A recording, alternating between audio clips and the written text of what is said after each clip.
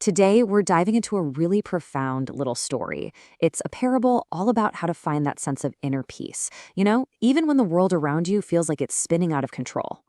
So let's just jump right in with a question I think we've all wondered about. Have you ever met someone who just seems unshakable?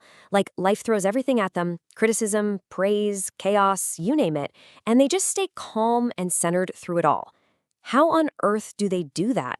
Well, this story we're about to explore offers a pretty incredible answer. Okay, so our story kicks off with two main characters.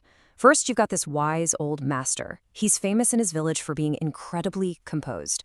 And then there's this curious young man who is just desperate to figure out the master's secret.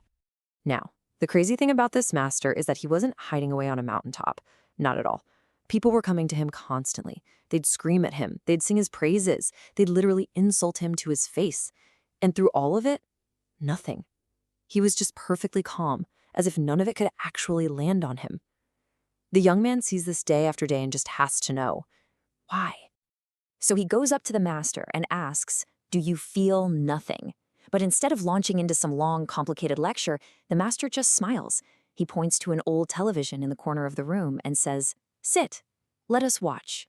And this is where the parable really begins. The master flicks on the TV and boom, the first image that fills the screen is this absolutely raging forest fire. You can almost feel the heat just looking at it. Flames are just devouring everything. Trees are crackling. It's a scene of pure uncontrolled destruction. And then, just as suddenly, the scene completely flips. The fire is just gone. Now it's a silent, freezing snowstorm. Everything is covered in this thick, cold, white blanket. The energy couldn't be more different, from that chaotic heat to this absolute biting cold. Next up, the screen just explodes into total chaos. It's a battlefield. You see bullets flying, explosions rocking the ground. It's all conflict, fear, and violence. The screen is just filled with the raw, brutal intensity of a war.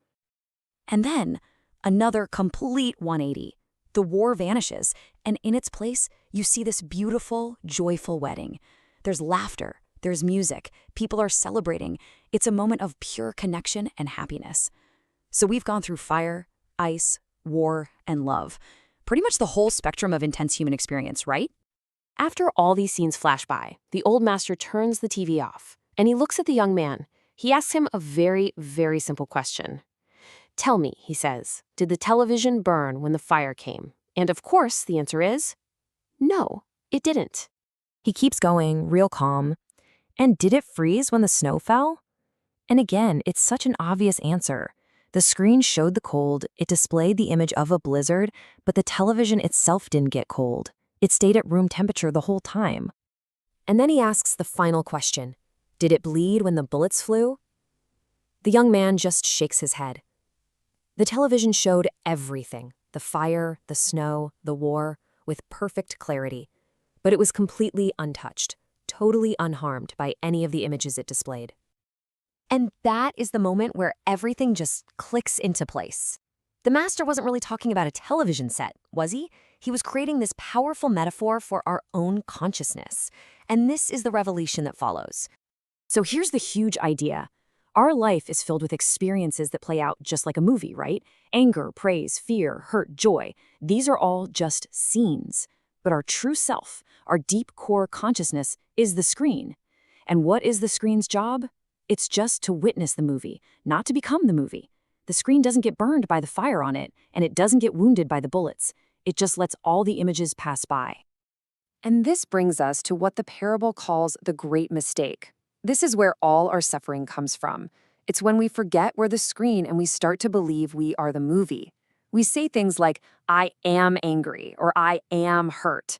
The moment we do that, we've basically jumped inside the television, and that's when we get burned by the fire.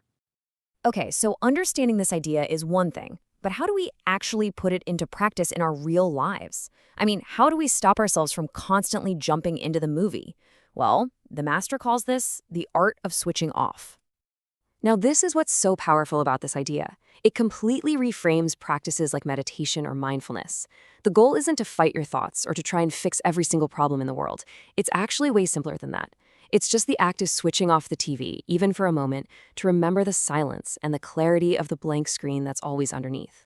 So what happens when you actually practice this? Well, the results are pretty amazing. You'll find that insults stop echoing in your head for hours. Praise feels good, but it doesn't intoxicate you or inflate your ego. All that constant mental noise just starts to dissolve. And what are you left with? You're left with your true nature, that clear, calm, untouched screen.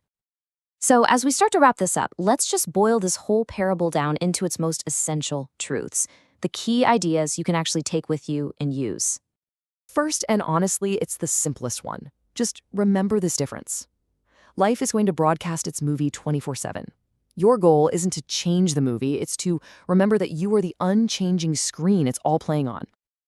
And this right here, this is the whole practice boiled down to just 6 words. You can let emotions and experiences appear. That's just being human. But you don't have to absorb them into who you are. You can display anger on the screen without becoming anger itself. You can witness sadness without believing that you are fundamentally a sad person. And this is the final thought. When you practice switching off that TV, when you remember that you are the screen, you don't find something new. You just rediscover what was there all along. That underneath all the noise, all the drama, the praise and the insults, your true nature is, and always has been, silent, whole, and completely unharmed.